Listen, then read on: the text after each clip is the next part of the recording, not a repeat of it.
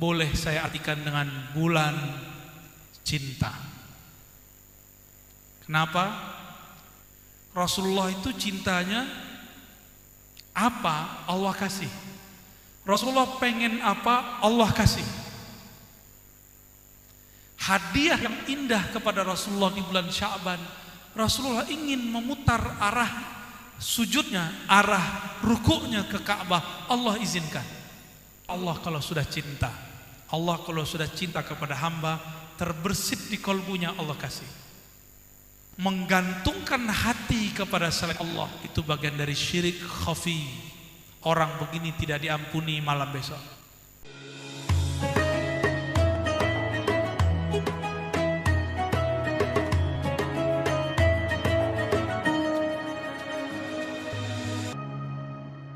Assalamualaikum warahmatullahi wabarakatuh.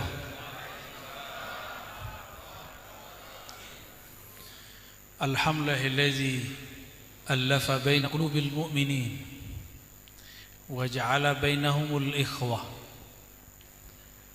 Asyhadu an la ilaha illallah wa asyhadu anna Muhammadan abduhu wa rasuluh. Allahumma salli wa sallim wa barik ala sayyidina Muhammad wa ala alihi wal mahdi khalifatihi wa sallim. Amma ba'du. Para alim ulama, umara, bapak-bapak, ibu-ibu semua yang tidak mungkin saya sebutkan ya. Alhamdulillah hadir juga yang mengamankan negeri ini ya. Semoga hati kita juga aman. Amin ya rabbal alamin.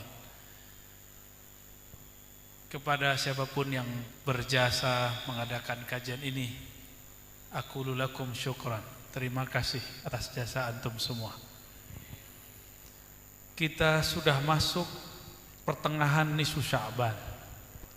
Esok malam adalah nisfu Sya'ban, salah satu hari besar yang dihidupkan di zaman Rasulullah sallallahu alaihi wasallam.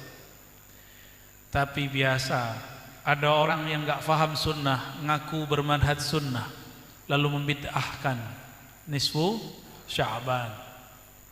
Kata mereka tidak ada baca-baca nisfu Sya'ban. Nabi tidak baca Yasin. Lah untuk apa Nabi baca Yasin? Nabi itulah Yasinnya. Betul enggak? Ketika Allah mengatakan Yasin, maknanya ya insan. Siapakah itu? Nabi Muhammad sallallahu alaihi wasallam. Maka tidak perlu Nabi membaca seperti kita. Nabi itu akhlaknya Al-Quran, batinnya nur Quran, nafasnya adalah zat dari hakikat dari huruf-huruf Al-Quran. Maka Nabi nggak perlu lagi baca-baca, kita yang perlu baca. Jadi jangan dicampurkan antara amal khasnya Nabi dengan amal kita, itu dua hal yang berbeda.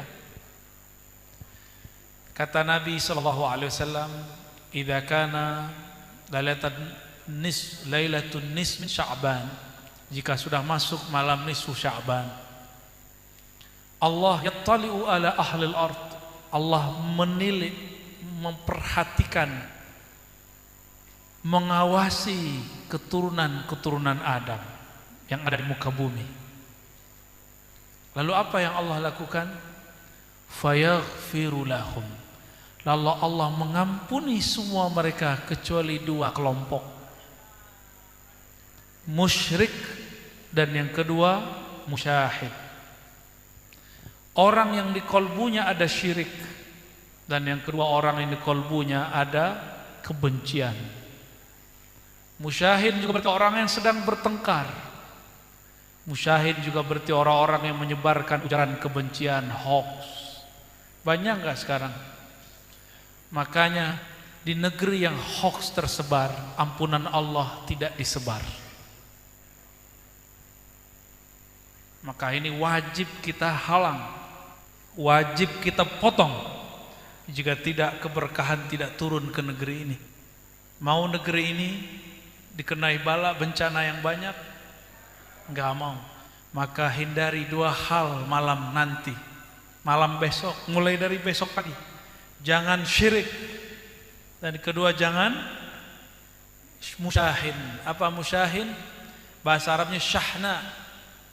fi qalbika bughdun wa hiqdun wa hasadun, di dalam kolbumu ada kebencian, emosi, ada prasangka. Benci sesama muslim boleh nggak? Mau dia teman kita, mau dia beda mazhab, mau dia beda coblosan ya. Kayaknya masih banyak barisan sakit hati belum move on ya. Jadi ulama itu 3 aja. Ulama yang mencari perhatian Allah. Yang kedua ulama yang mencari perhatian penguasa. Yang ketiga ulama yang mencari perhatian jamaahnya.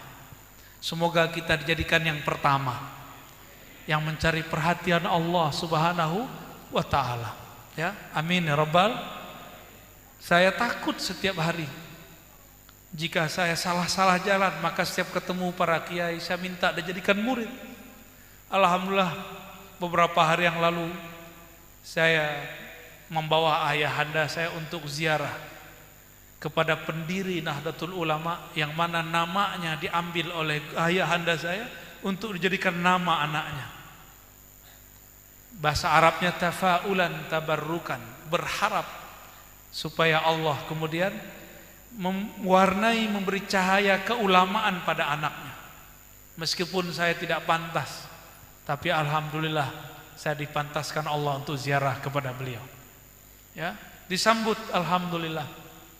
Meskipun banyak yang mengatakan Ahlus Sunnah hanya Ar-Razi, tidak benar lagi. Lah, pendiri Ahlus Sunnah di Indonesia, pendiri Aswaja, organisasinya di Indonesia, alhamdulillah menerima saya.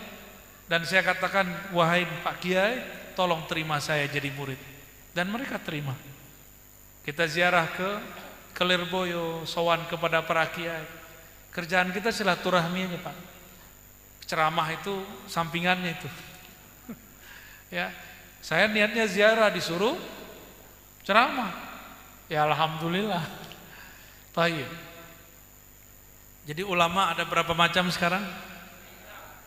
1, mencari perhatian Allah. Gimana cara mencari perhatian Allah? Allah itu hanya memperhatikan kolbu. Kolbu itu porosnya badan, porosnya diri. Porosnya alam siapa? Rasulullah SAW. Maka carilah perhatian Allah dengan mengikuti Rasulullah, itu 1. Perbanyak sholawat kepada Rasulullah, itu 2. Ajarkan cinta kasih yang Rasulullah ajarkan kepada umat di masanya, itu yang 3. Inilah yang diijazahkan guru-guru kita setiap kali kita belajar hadis. Awal kita mendengarkan hadis, guru kita selalu mengatakan, irhamu man fil ard yarhamkum man fis sama. Sayangi makhluk di bumi, yang di langit sayang engkau. Bukan menebar kebencian, bukan mengikuti kata orang, tabayun. Katanya baca surat Al-Quran, katanya berijazah Quran. Di surat Al-Hujurat ada, wahai orang beriman, in ja'akum fasikum binaba'in fatabayyanu. Jika orang fasik datang kepadamu dengan suatu kabar, apakah itu kabar benar atau tidak, fatabayyanu, tabayun dulu. Ini zaman orang gak mau tabayun, zaman gak mau. Maka kami gak ridho kalau kita punya ada jamaah ini langsung membalas-balas ya. Jadi tolong ke depan jika ada kiai kita dihujat, jangan balas menghujat. Sepakat? Beneran? Janji kepada Allah, bukan kepada saya. Jika ada guru kita dihujat, kita gak balas menghujat. Sepakat? Kita balasnya apa? Pakai doa atau diam. Kul khairan aw liyasmut. Katakan yang baik atau diam. Berat gak tuh? Enteng, beneran. Ntar kita siap, kita perhatiin ntar beberapa hari ini ya. Karena antum itu sudah gak mungkin lepas dari sosial media, bener gak? Maka ada wirid sosial media, catat. Wirid sosial, ini thariqat baru, bid'ah. Orang yang suka bid'ahin kita membid'ahkan pakai tasbih. Pakai tasbih di bid'ah. Tapi kalau habis assalamualaikum buka handphone nggak bid'ah. Assalamualaikum warahmatullahi wabarakatuh. Assalamualaikum warahmatullahi wabarakatuh. Nggak bid'ah ya.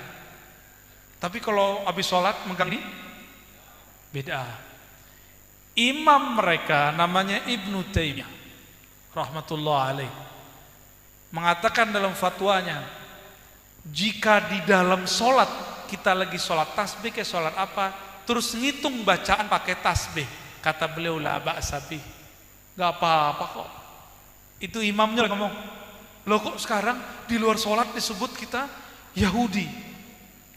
Jadi kata si ustadz dia dalam zikir pagi sorenya yang sahih, itu torikot baru tuh, nama torikotnya Jawaziyah, Qadiriyah Jawaziyah, bahwa pakai tasbih itu, maaf ya aneh nyebut nama ya, nama torikotnya doang, orangnya enggak. Astagfirullahaladzim. Pakai tasbih itu bagian dari tasyabbuh, menyerupai Yahudi. Saya penasaran lah, datanglah kita ke Yahudi, adakah mereka pakai tasbih? Enggak ada. Yang ada paling orang Kristen, ya pakai tasbih tapi depannya salib. Itu bukan namanya, bukan tasbih. Tahu namanya enggak? Aneh enggak tahu juga namanya. Terus ada satu lagi yang ngeles, sok mengerti sejarah. Pakai tasbih ini nanti harus bayar hak cipta kepada orang Shaolin. Oh, ternyata dia sudah membeberkan hobinya nonton film kungfu.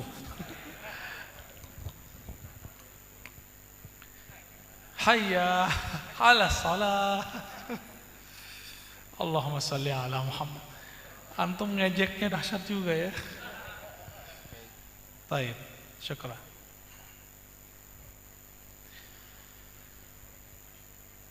Maka teman-teman, sahabat-sahabat yang hadir, harapan saya ke depan itu amal kita nggak usah banyak-banyak yang zahir, banyakin yang batinnya dulu. Beresin dulu kolbu ini, baru banyakin tahajud. Sekarang cukup witir aja dulu.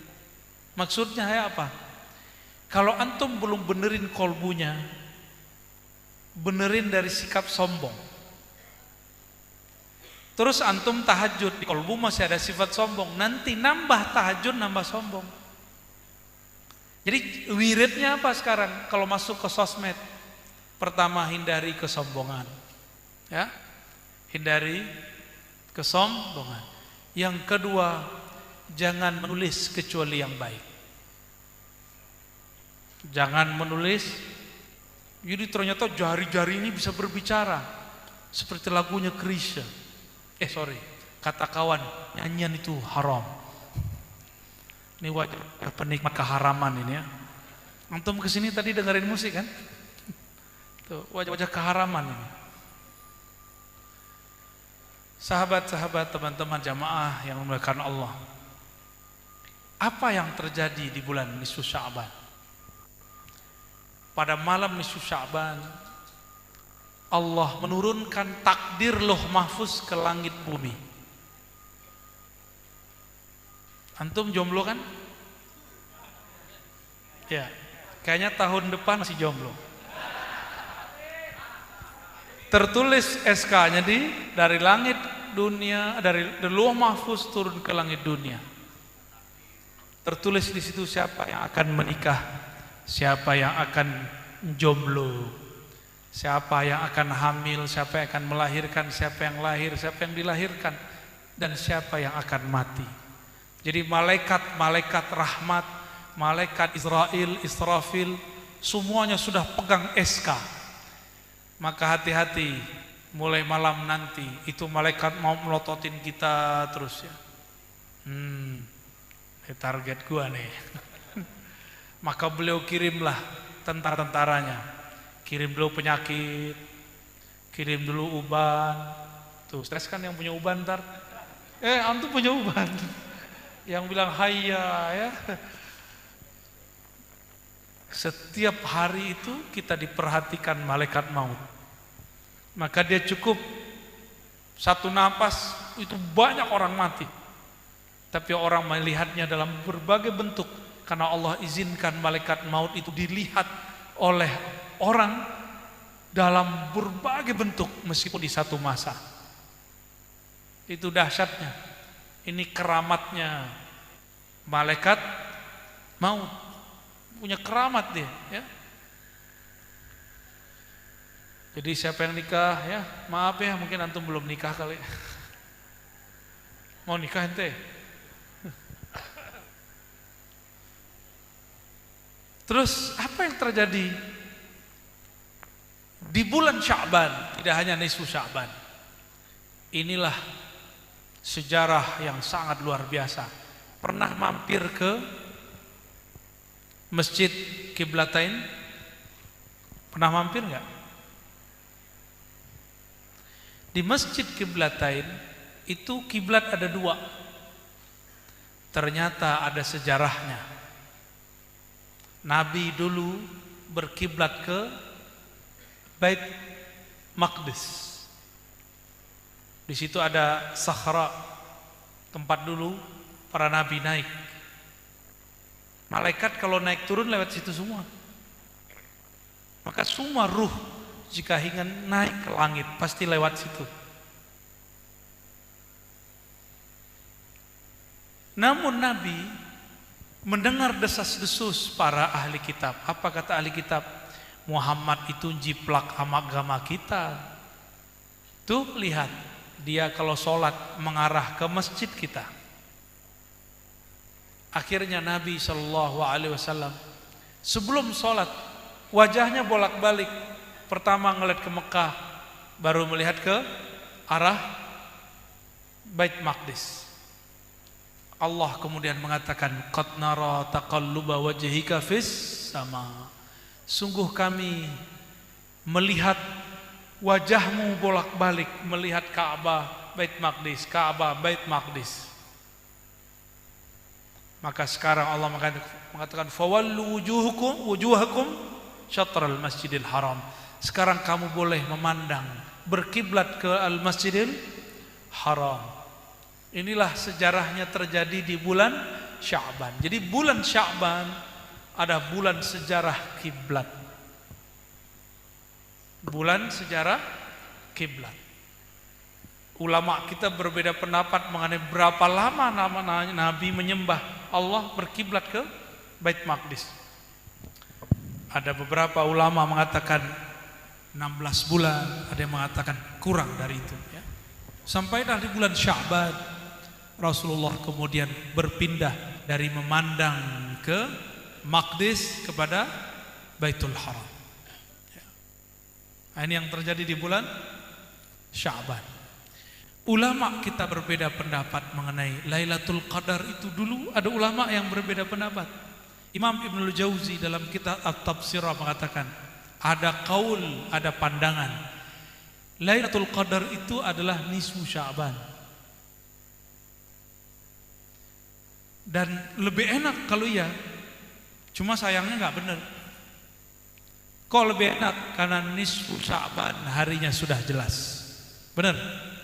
Kalau Lailatul Qadar jelas-jelas belum? Belum jelas. Entah malam 21, entah 23, entah 25, entah 27, entah 29. Tapi kalau nisfu Sya'ban jelas, kecuali NU dan Muhammadiyah bertengkar lagi masalah hisab dan ru'yah. Maka akan ada dua nisfu Sya'ban. Namun yang menghidupkan nisfu Sya'ban kan cuma orang NU. Jadi orang Muhammadiyah kayaknya nggak perlu membahas nisfu Sya'ban kapan, ya. Benar nggak? Betul. Antum ada Muhammadiyah, nggak ada apa-apa juga, nggak ada masalah, ya. Ulama Muhammadiyah itu tamatan pesantren NU banyak, kawan-kawan saya, ya, banyak. Mereka baca kitabnya di pesantren NU, tapi pergerakannya di Muhammadiyah. Ya, kita kawan-kawanan lah. Sahabat-sahabat semua yang bukan Allah, maka bulan Sya'ban ini boleh saya artikan dengan bulan cinta. Kenapa? Rasulullah itu cintanya apa Allah kasih. Rasulullah pengen apa Allah kasih. Hadiah yang indah kepada Rasulullah di bulan Sya'ban. Rasulullah ingin memutar arah sujudnya, arah rukuknya ke Ka'bah. Allah izinkan. Dan ajaibnya itu terjadinya di dalam sholat. Benar gak? Nabi lagi sholat mengarah ke Bait Maqdis. Karena Allah cintanya kepada Nabi Muhammad. Itulah yang disyairkan para ulama-ulama kita. Ka'annaka khuliqta lima tasya. Seakan-akan engkau dicipta sesukamu hai Muhammad. Kenapa? Sukanya Nabi adalah sukanya Allah. Karena Nabi telah meleburkan kehendaknya dalam kehendak Allah. Jadi Nabi itu kalau berkehendak bukan kehendak beliau lagi, tapi itu kehendak Allah Subhanahu wa ta'ala. Dan Allah karena sudah sangat cinta kepada Nabi Muhammad SAW, apapun maunya Nabi. Nabi belum berkalam, Nabi cuma ngelihat doang. Begitu Nabi Pak, Nabi cuma ngelirik doang, Allah kasih. Antum ngelirik berkali-kali juga belum dikasih kan? Udah ngelirik mobil apa? Tuh Pak Jero kan, Pak Jero, Bu Jero. Udah ngelirik BMW berkali-kali ya. Ani juga ngelirik berkali-kali belum dapat. Karena kita bukan Nabi. Nabi itu kekasihnya Allah. Pernah punya kekasih? Ente belum punya kan? Oh sudah, maaf ya. Anis Uzon. Mantan ya. Kalau kita punya kekasih, misalnya nih Pak polisi ini lagi ke minimarket atau supermarket, terus ngeliat istri kita ngelirik aja baju bagus. Kalau yang peka cinta, mau nggak deh gitu. Tapi kalau ngeliat cowok bagus, dek, sini matanya. Bener ya? Kalau baju bagus kita terima ya. Kita nggak rela pandangan dia terganggu oleh sesuatu selain kita. Itulah Allah kalau sudah cinta. Allah kalau sudah cinta kepada hamba, terbersit di kolbunya Allah kasih. Baru terbersit nih. Antum udah pernah kali bersit hari ini. Nggak dikasih-kasih Allah kan? Karena belum cinta kepada Allah. Kenapa nggak cinta kepada Allah? Karena di dalam kolbu ada cinta kepada dunia. Dunia ini terbagi dua, materi, imateri. Materi, duit, fulus, rumah, pasangan. Kalau imateri, popularitas, kekuasaan. Pengen dihargai, pengen terkenal, pengen berkuasa, itu dunia. Jika ini masih muncul di kolbu, maka siap-siap cinta Allah belum turun ke dalam diri kita. Cinta Allah belum turun ke dalam diri kita. Jadi kayak saya nih misalnya, saya pakai baju ustadz nih, terus orang gak cium tangan, saya tersinggung. Kenapa? Itu saya kena. Berarti saya haus pujian orang, haus penghormatan orang. Apalagi beliau punya pangkat ini, ya, oh itu berat ini ujiannya. Orang yang berpangkat itu pengen dari pangkatnya, benar nggak? Saya punya gelar, gelar saya kelihatan nggak di jidat saya? Tapi kalau beliau punya pangkat, kelihatan nggak pangkatnya? Tuh, enak kan jadi orang berpangkat. Makanya pangkat begitu, macam-macam cara orang mencapainya. Kawan saya ada yang ahli wirid, sering didatangi sama orang-orang yang pengen naik pangkat. PA nggak tuh? Dia aja nggak bisa nyelesain masalahnya sendiri, terus wiridin orang lain. Saya yakin kalau Pak polisi ini aman ya, Insya Allah aman ya. Pak tentara aman, Pak tentara. Menggantungkan hati kepada selain Allah itu bagian dari syirik khafi. Orang begini tidak diampuni malam besok. Jadi yang punya jimat, simpanlah, bakarlah ya. Yang punya pelet-pelet, udahlah, buang. Hentikanlah. Masih punya raja-raja enggak? Udahlah Pak, simpanlah, simpan. Khawatir terbersit di hatinya, menggantungkan diri kepada raja itu tidak haram, ada ilmunya. Cuma siapa yang bisa selamat hatinya tidak bergantung kepada si jimat. Jimat itu bahasa Arab mutammimah atau tamimah, pelengkap. Berarti yang make ngerasa kurang lengkap. Apa yang kurang lengkap? mukanya kurang lengkap. Ya. Karena kita kurang yakin kepada Allah, kita bergantung kepada huruf dan kertas. Coba antum kalau pengen sesuatu, sholat aja 2 rakaat jadi. Gak perlu datang kepada orang yang buat jimat. Ini bukan lagi saya nutupin lapak orang bikin jimat ya. Bukan, gak ada maksud. Kita sama-sama lah perbaiki umat, cerdaskan umat ya. Kapan lagi kita mencerdaskan umat? Mau gak cerdas? Antum khalifah di muka bumi, masa bergantung sama kertas? Benarkah kita khalifah di muka bumi? Ya, masa kita bergantung kepada tulisan-tulisan yang gak jelas? Antum sini gak paham. Kalau aneh paham bacaannya. Antum gak ngerti, kayak ular aja. Satu paharnya 1 gram. Mau aja ya. Sebenarnya kita ini sudah punya aura kebaikan, aura kecantikan, kegagahan. Cuma gak pede. Jimat itu bikin pede. Kenapa gak antum langsung mendekat kepada Allah yang maha membuat kita percaya diri? Itu lebih cepat. Makanya dalam hadis Nabi dikatakan, nah ini hadis penutup saya nih malam ini. Ada diskusi gak? Ada tanya jawab? Gak ada kan? Ada. 70,000 min ummati yadkhuluna al-jannah bighairi hisabin wala azab. 70.000 dari umatku masuk surga tanpa hisab dan azab. Malam itu Rasulullah selesai ngomong, lalu beliau pulang. Para sahabat tidak tidur malam itu, mereka diskusi siapakah mereka. Kelompok yang pertama bilang sholat tiap malam, yang gak kawin-kawin, 20 itu berarti ya. Yang baca Quran banyak, kayaknya dia mau melawan takdir tahun ini ya. Takdir bisa digeser, tenang aja. Setor kepada Allah, bukan ke aneh. Sedekah, as-sadaqatu tadfa'ul bala. Sedekah itu nyetor ke Allah, akan menolak bala. Itu dia. Jomblo itu kan bala, Pak. Malah petaka itu.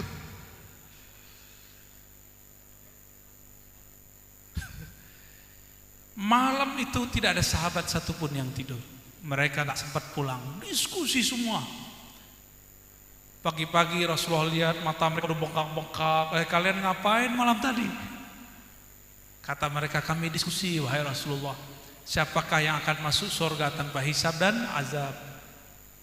Lalu Nabi bilang, ribet amat kira-kira gitu ya. Mereka adalah qaumun la yastarqun, tidak minta ruqyah. Yang mana? Ruqyah syirik. Jika ruqyahnya berisi nama-nama Allah, meminta kepada Allah, maka itu boleh.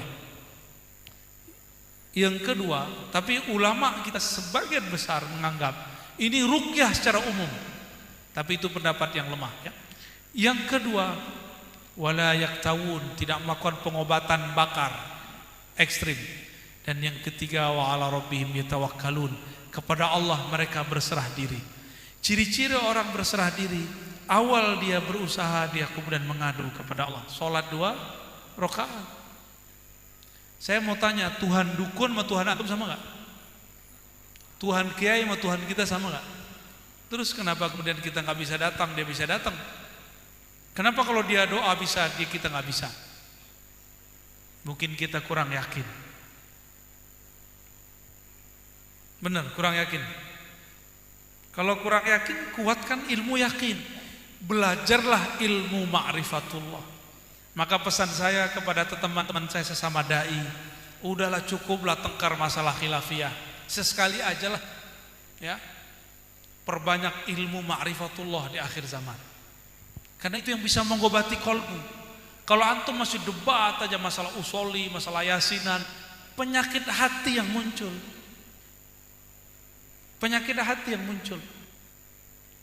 Kalau kebencian kemudian dipoles dengan ayat, orang akan membunuh dengan ayat.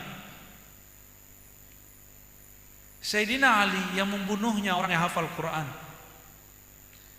Mereka disebut kelompok Khawarij. Itu kelompok Khawarij, anak kemarin sore coba ngajarin Sayyidina Ali. Maka jangan heran nanti akan muncul orang-orang baru hijrah coba menceramahi dan nyalahin kiai dan ustad. Coba bantah-bantah santri. Udah mulai muncul sekarang? Udah mulai muncul. Ini zamannya sudah. Maka jalan keluarnya bukan belajar fikih khilafiyah doang. Itu cuma untuk menenangkan kita kalau berdebat. Jalan keluarnya cuma satu. Innama yakhsyallaha min ibadihil ulama. Yang takut kepada Allah itu cuma ulama. Dan ulama yang inilah yang disebut wali. Jadi wali Allah itu ulama, ulama akhirat.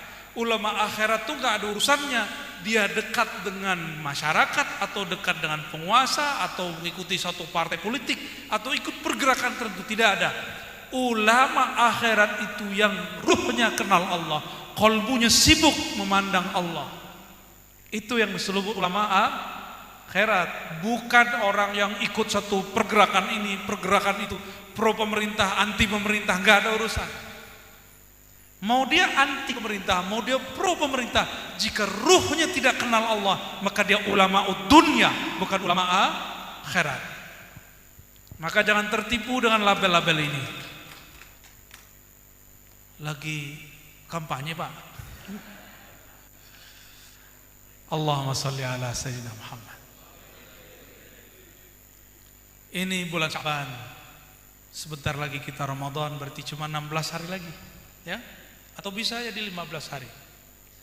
Masuklah bulan Ramadan dengan kesiapan salamatus sodar, dengan bab cinta. Antum bayangin mau masuk Ramadan itu beban gak? Mau puasa beban gak? Serius.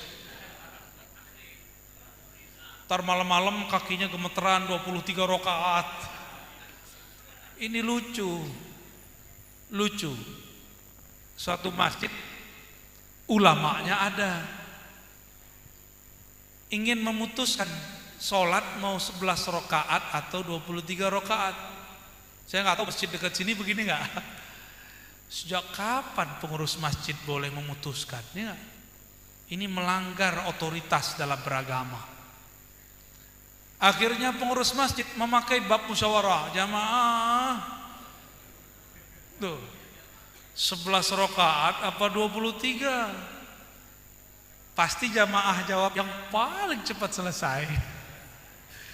Ya, jawabannya apa? Beneran. Tuh kan? NU padahal. Ya, aswaja padahal. Itu nafsu yang ngomong, ya. Kalau nanyanya ke ulama gimana? Ada nggak sholat tarawih dalam sejarah Islam 11 rakaat, ada nggak? Nggak ada, satupun dalil nggak ada. Yang ada qiyamul lail Nabi bulan Ramadan dan di luar Ramadan sama 11 rakaat. Itu hadis ada Bukhari, Muslim, Abu Daud, Tirmizi, lengkap semuanya. Sunan Nasai, Sunan Ibnu Majah, riwayat Malik, riwayat Darimi, Ahmad, Wal Baihaqi, Tabarani, Abu Nuaim, banyak sekali. Semuanya meriwayatkan bahwa Nabi SAW yusalli 11 raka'atan fi Ramadan wa fi ghairi. Di bulan Ramadan 11, di bulan selain Ramadan 11. Ada enggak tarawih di luar Ramadan? Enggak ada. Terus kalau pakai dalil ini mengatakan inilah dalil bahwa sholat tarawih 11 rakaat, itu kacau enggak? Ya. Itu manhaj yang batil. Ya, manhajnya batil. Mulai dari zaman Sayyidina Umar sampai sekarang Mekah Madinah sholatnya 23 rakaat. Kecuali di zaman Imam Malik sempat lebih sampai 30-an rakaat di Madinah. Gak pernah kurang. Lucunya ada jamaah baru tobat pergi umroh bulan Ramadan. Pergi umroh tapi pulang-pulang nyalahin kita. Kata dia, di Mekah tuh gak ada kunut, tat. Bukan ustad, tat. Sama murtad kan sama aja, mirip. Saya jawab balik, kamu baru pulang umroh bukan? Iya. Bulan apa? Ramadan. Oke. Di Mekah Itu tarawehnya berapa rakaat?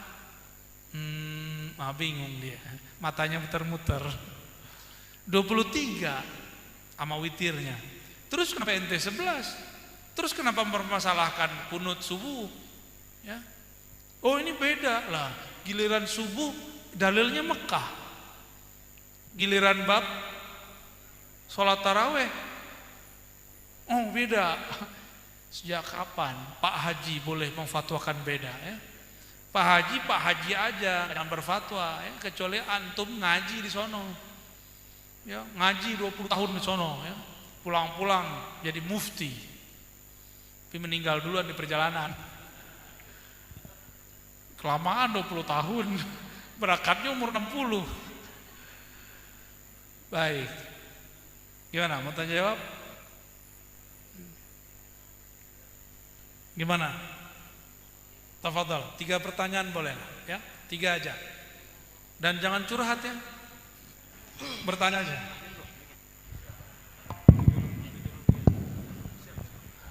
Baik. Kita buka sesi dialog.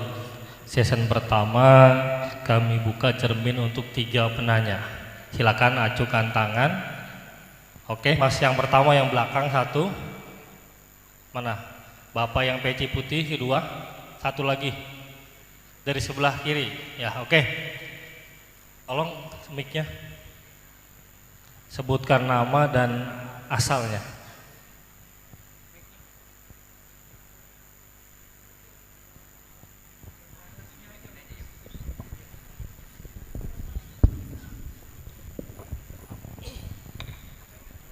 Tanya pertama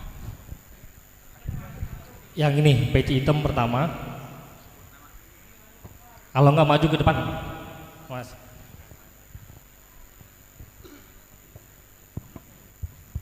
Ya, silakan.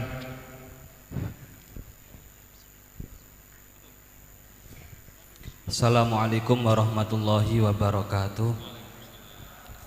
Buya Arozi yang kami takdimi, nama saya Fakihuddin, asal dari Pemalang. Alhamdulillah saya santri Lirboyo. Semoga para sesepuh mengakui saya sebagai santri beliau, dan semoga Buya juga berkenan kalau saya bisa menimba ilmu dengan beliau. Buya, alhamdulillah saya selepas keluar dari pesantren bisa dikaruniai lebih belajar ngaji gitu guys. Kemarin saya dapat PDF kitab Mada fi Sya'ban guys. Dari situ saya ingin mendapat kejelasan bahwa di antara kejadian yang ada di bulan Sya'ban adalah turfa'ul a'mal gitu ya. Lah apa padahal Nabi Muhammad puasa Senin Kamis itu kan pingin beliau ketika dilaporkan amalnya dalam keadaan puasa gitu. Lah kalau pas Sya'ban itu juga di situ selain tahwilul kiblat turunnya ayat yang memerintahkan sholawat, yang ketiga adalah turfa'ul amal. Apakah yang ketika Sya'ban itu laporan amal secara setahun penuh? Apa kalau Senin juga laporan amal, kalau Kamis laporan amal? Juga yang saya pertanyakan ada hadis yata'aqabuna fikum malaikatul lail wa malaikatun nahar wa yatami'una fi sholatil fajri wa sholatil asri summa ya'rujul ladina batu fikum fayas'aluhum rabbuhum wa huwa a'lamu bihim kaifa taraktum ibadi fayakuluna taraknahum wa hum yusallun wa tainahum wa hum yusallun. Itu di situ ada keterangan bahwa malaikat kalau pagi dan malam itu istilahnya gandisip gitu ya. Ya. Lah itu mohon maaf, yang gandisip itu apakah malaikat Raqib Atid atau malaikat siapa gitu? Baik. Itu security langit ya. Ya. Demikian Buya. Baik. Kalau beliau ini kan security negara ini. Ngeri juga kalau kita macam-macam. Baik, bagus. Ini enaknya kalau yang nanya ini pernah nyantri. dan selama-lamanya masih merasa santri. Kan ada yang sudah merasa mantan santri. Nah, ini belum merasa mantan dia, alhamdulillah ya. Saya juga minta ijazah kepada guru atum ya, Kiai Kafah Mahrus. Beliau menerima saya jadi santrinya. Jadi kita sepengajian ya. Alhamdulillah. Kitab Mazda fi Sya'ban ditulis oleh guru beliau Said Muhammad Alawi Al-Maliki Al-Makki. Beliau sering ke Indonesia. Saya dengar salah satu istrinya juga ada orang keturunan Madura. Wallahu alam, saya cuma dapat kabar ya. Di kitab Mazda fi Sya'ban disebutkan tentang rahasia bulan Sya'ban, turunnya innallaha malaikatahu yusholluna 'alan nabi, tahwilul kiblat, pindahnya kiblat, dan juga raf'ul a'mal. Jadi ternyata sistem laporan kerja itu bukanlah sistem manusia biasa, tapi itu sudah ada di sistem langit. Maka di langit itu ada laporan ujung hari, ujung malam, ada laporan 2 kali sepekan, Senin dan Kamis. Nabi ditanya, kenapa beliau suka puasa Kamis? Beliau mengatakan, inni uhibbu, aku sangat suka ketika amalku diangkat wa ana asum, aku sedang berpuasa. Kalau hari Senin beliau berpuasa karena syukur hari wiladahnya. Lalu bagaimana dengan raful amal pada malam nisfu Sya'ban? Diangkatnya amal pada malam nisfu Sya'ban. Jawabannya, ini adalah pelaporan tahunan. Ya, disebut dengan laporan tahunan, raful a'mal sanawi. Diangkatnya per tahun. Kalau kita ini punya perusahaan, punya institusi, kita biasanya buat laporan tahunan. Itu dia. Ya. Dan dianjurkan puasa meskipun hadis dhaif. Karena besok ditambah hari Kamis, benar enggak? Maka di situ tergabung 2. Diangkatnya mingguan plus diangkatnya tahunan, itu gabungan. Maka boleh disebut besok itu nisfu Sya'ban kubro. Boleh, ini istilah saya aja, istilah bid'ah ya.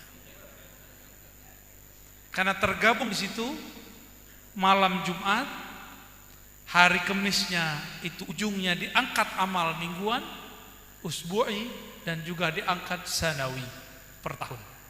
Gitu. Itu maka saya sebut nisfu Sya'ban kubro. Ya. Jadi tolong jangan ditinggalkan amalan malam besok. Zahirnya boleh baca Yasin, Surah Kahfi, baca Quran semua lebih baik. Dan tidak menyimpan sedikit pun kebencian dalam kalbu. Jadi amalnya 2. Amal zahir dengan membaca dan sholat, amal batin dengan membersihkan kalbu dari kemusyrikan dan kebencian. Ya, begitu. Siapa namanya tadi? Faqihuddin, ya, Al-Pemalangi. Semoga hidupnya tidak malam. Amin. Yap, lanjut. Silakan Bapak yang Pak, berdiri Pak biar kelihatan Pak.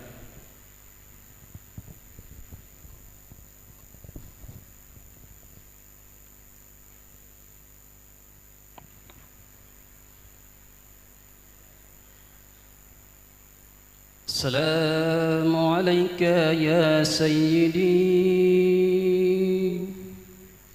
ya Rasulullah.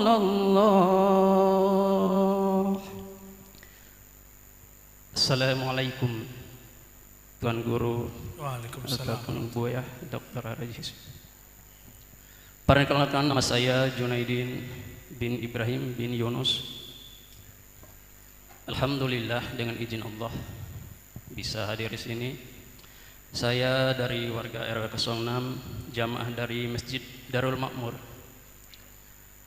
Singkat saja, dilihat dari perkembangan dari hari ke hari, zaman ke zaman,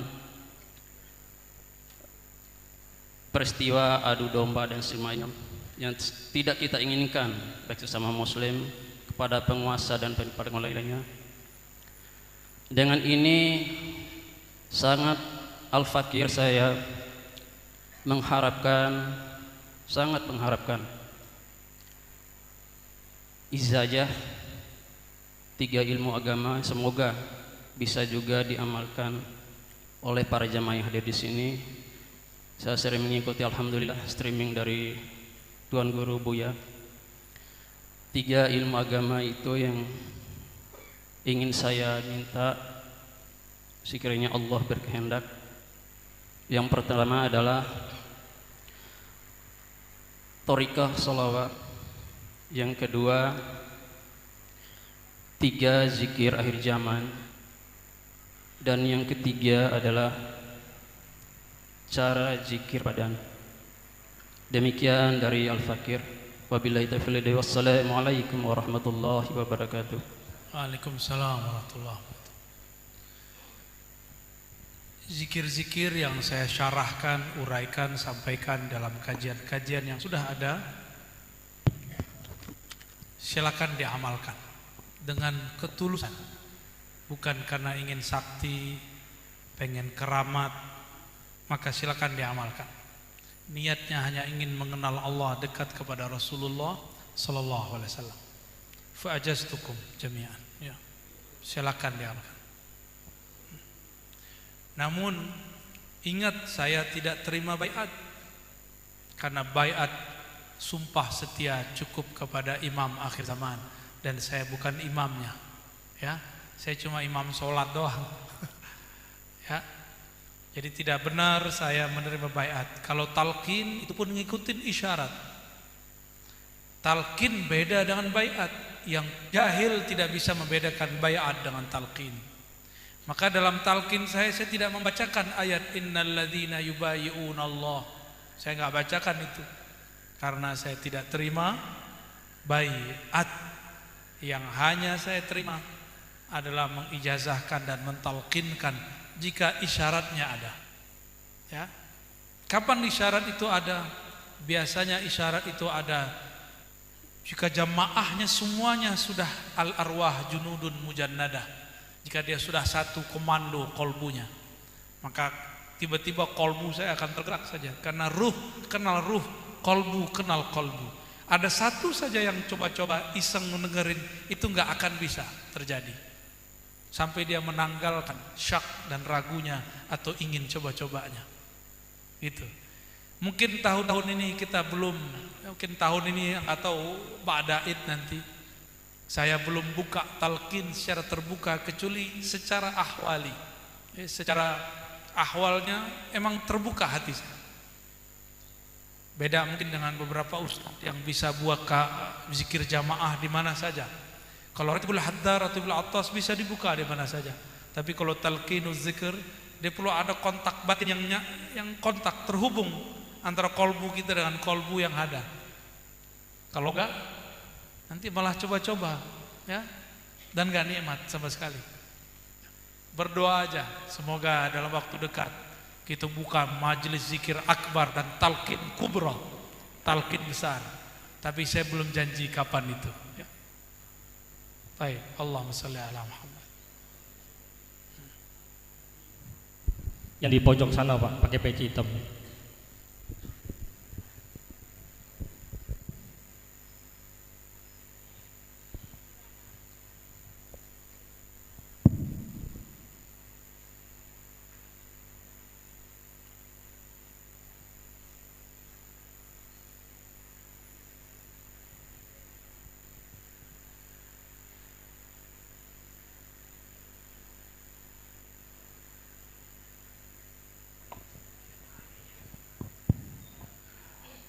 Assalamualaikum warahmatullahi wabarakatuh. Yang sama-sama kita muliakan Abuya Dr. Ar-Razi Hashim, hadirin bapak-bapak dan hadirat ibu-ibu yang berbahagia. Bersyukur bisa bertatap muka langsung dan bermuajahah dengan Dr. Abuya Ar-Razi. Beda dokter sama dokter beda ya.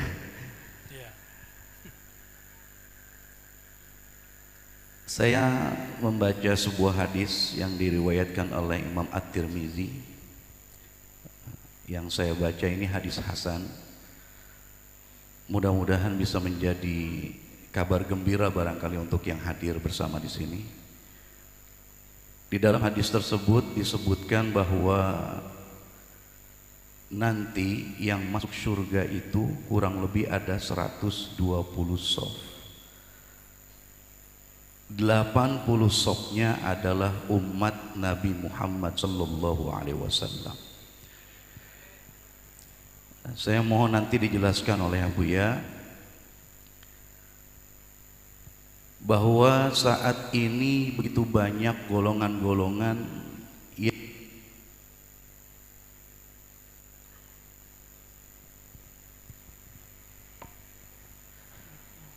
tapi kalau kita lihat dari jumlah yang begitu banyak, rasa-rasanya kalau di Indonesia ini ya khusus Linahdlatul Ulama.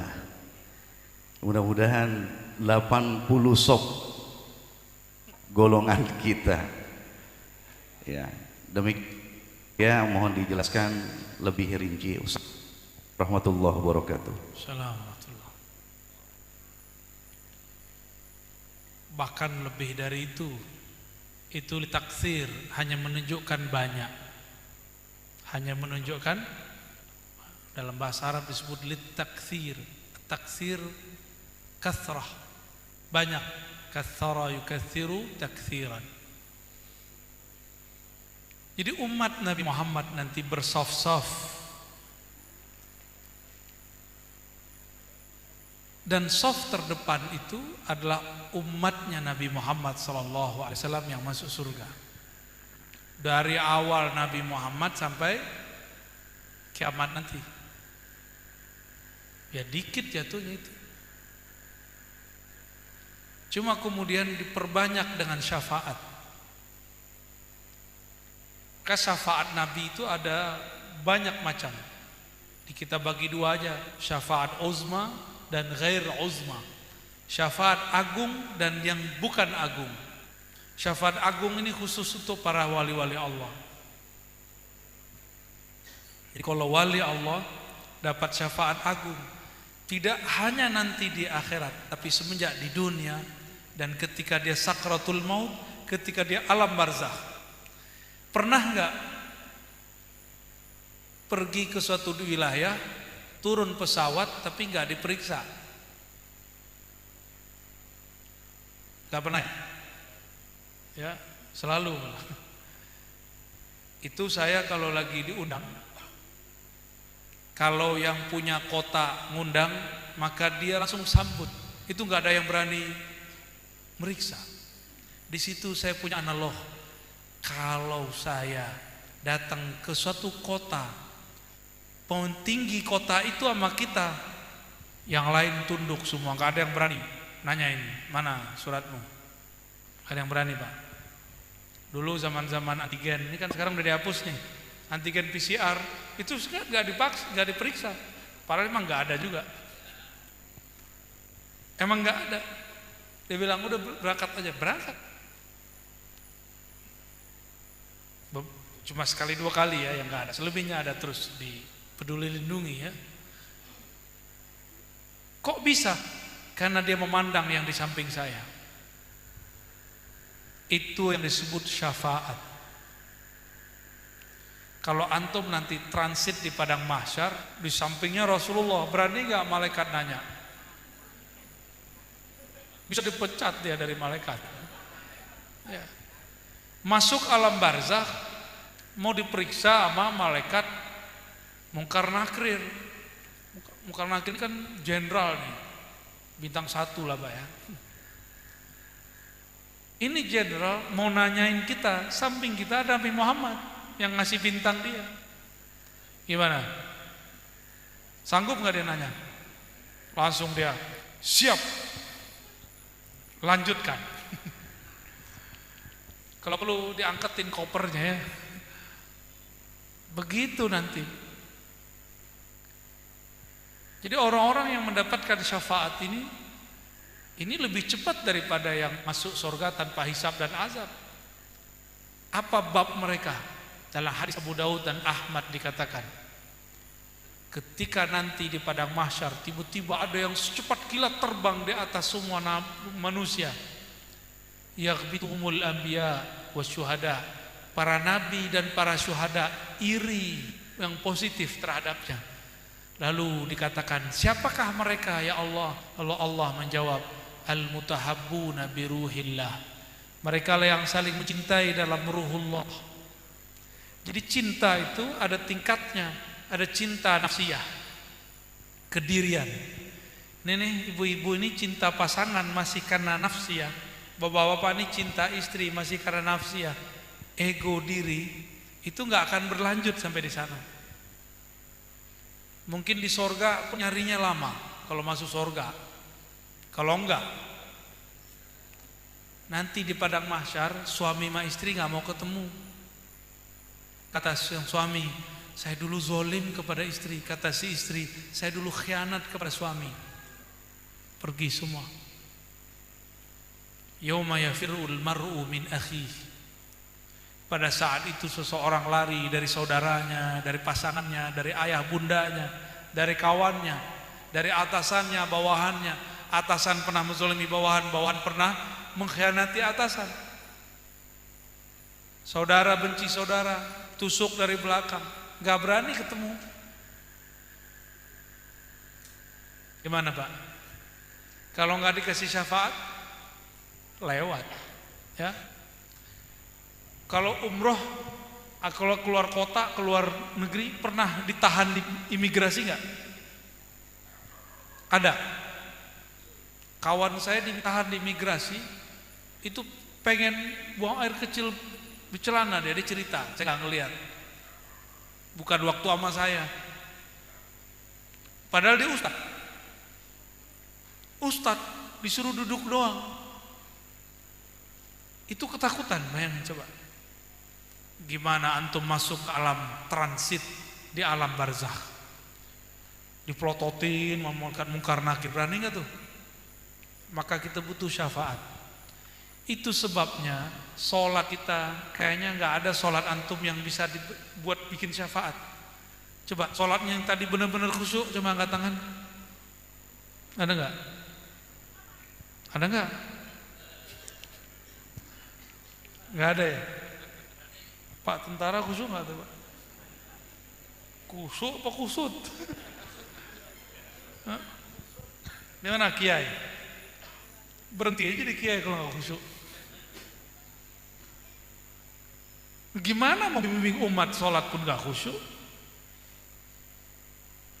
Bimbing dulu diri kita kepada Allah, baru bimbing orang lain. Gak kenal jalan ke Bandung, ngajak orang ke Bandung, sesat gak? Gak kenal jalan ke Allah, ngajak orang ke Allah, sesat gak? Muter-muter. Dan ke Allah tuh gampang, bukan keluar ke dalam. Karena Allah mengatakan, wa nahnu aqrabu ilaihi min hablil warid. Wa idza sa'alaka ibadi anni fa inni qarib. Jika hambaku bertanya kepada engkau tentang aku, katakan aku sangat dekat. Jalan menuju Allah itu dekat sekali. Makanya di akhirat itu nanti ada yang dapat syafaat langsung dari Allah, ada yang syafaat langsung dari Rasulullah.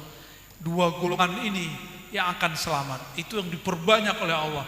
Syukurnya masing-masing mereka dapat kuota, bisa bantu 70 ke atas, 70 ke bawah, kira-kira begitu. Kalau ditaksirkan diperbanyak, maka baik-baik sama waliullah, ya, baik-baik sama ulama yang tulus kepada Allah. Kalau nggak sepaham, nggak usah menyerang, berhusnuzon saja. Ulama kan bukan nabi, pasti ada salahnya. Kalau dia wali, antum singgung dia. Jika dia tersinggung, yang tersinggung bukan wali, yang tersinggung yang mencintai wali itu siapa? Allah. Man adali waliyan faqad azantuhu bil harb. Siapa yang menyakiti waliku, aku nyatakan perang kepadanya. Jadi orang yang merangi wali siap-siap hidupnya gelisah aja bawaannya, walaupun dia ustadz. dia ustadz wali syaiton, kan wali dua Pak. Jadi pilihannya di akhir zaman ini wali dua aja, wali syaiton, wali rahman. Wali syaitan, wali Allahur Rahman. Wali syaitan kerjaannya menyebar kebencian, wali rahman menyebar rahman, menyebar rahmat Allah. Maka kalau ingin kenal wali, satu saja, yang rahman menyebar rahmat Allah, yang syaitan menyebar kebencian. Sudah ketemu belum? Sudah ketemu belum? Sudah kebayang? Jadi wali syaitan, wali rahman itu bukan masalah pro partai mana, anti penguasa atau pro penguasa. Saya yakin orang yang pro penguasa ada yang wali, orang yang anti penguasa ada yang wali. Saya yakin ada wali di kelompok ini. Tapi wali kalau anti penguasa, dia tetap mendoakan penguasa. Gitu bedanya. Tapi yang belum jadi wali, apa-apa udah main laknat aja.